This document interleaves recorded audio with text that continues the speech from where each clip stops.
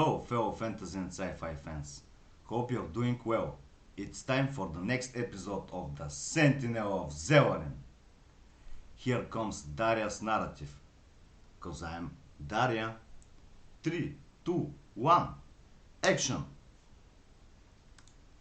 After about 2 exhausting weeks, Pon, Heaven and I reached what seemed to be a treehouse. The structure was built on one of the lower branches and was attached to the stem. When we drew closer, I realized that it wasn't a treehouse. It was a tree pyramid. Interesting, murmured the lionman. Let's check it out. And what if a witch is living there? I doubted. I could feel that the pentapod pawn is uneasy. Witches don't use houses, replied Heaven. Cautiously, we approached the entrance. It was triangular. Suddenly, a loud mixture between hiss and roar sounded. Like thieves caught on the crime scene, we turned. The blood in my veins froze. On the stem of the mega tree we came from was climbing a giant reptilian creature. It was a copy of the legendary Chinese dragons except for the two long tails, a trademark of all Zellarian reptiles.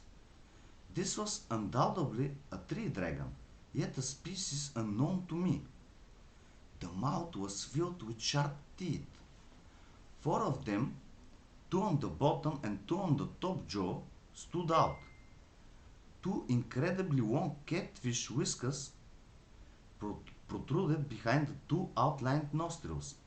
The body was slender yet strong and muscular. The creature had 4 limbs. Long, sharp claws adorned them. It was more than capable of making us its next meal. The tree dragon reached the distant branch and hissed again.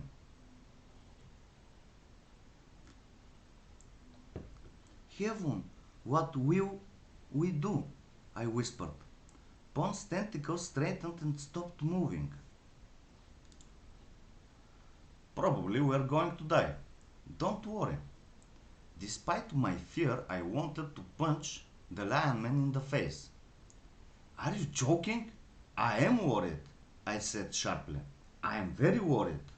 Any other bright ideas that don't include dying? None, said the lionman calmly. I'll try to intimidate the whisked dragon. It's faster than us. If it doesn't work, the lionman didn't finish. The tree dragon drew closer. The branch pair shook. Heaven took a step forward and raised his scepter sword. The giant reptile opened its mouth. I don't know about it, but I was intimidated. Hell, I was scared to death. I realized I was shivering. Listen to me, shouted the lionman. We are not for eating. Go somewhere else, O great master of the forest. His words were accompanied by the bright shining of the emerald crystal. At first, it seemed that the reptile was considering Heaven's words. Then it swooped at us. Get inside, shouted the lionman. We both fell on the floor of the pyramid. Less than a second later, the enormous jaws snapped like a hunting trap behind us. We slowly stood up.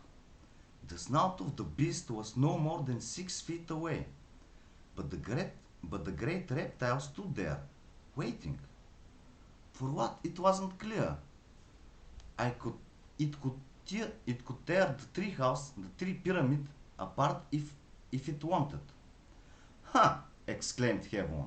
I sense magic here, and it prevents the tree dragon from coming inside. What's the matter, Paul? Come on, you're so close. I don't think it's a good idea to tease the dragon, I suggested.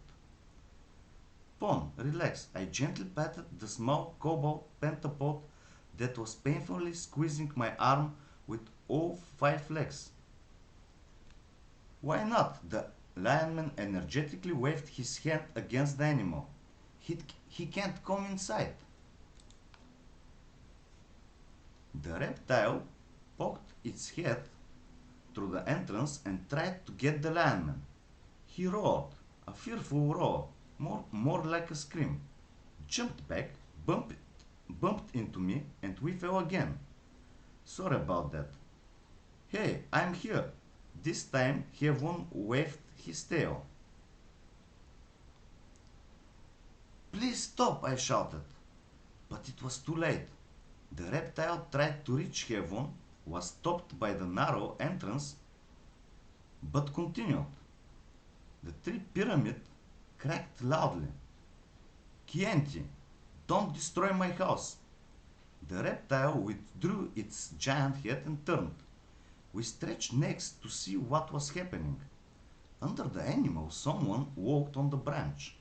When he came closer, we saw an old lionman. He was limping. This was all, folks, for today. Hope you enjoyed. Please comment, like, and subscribe. Till next time.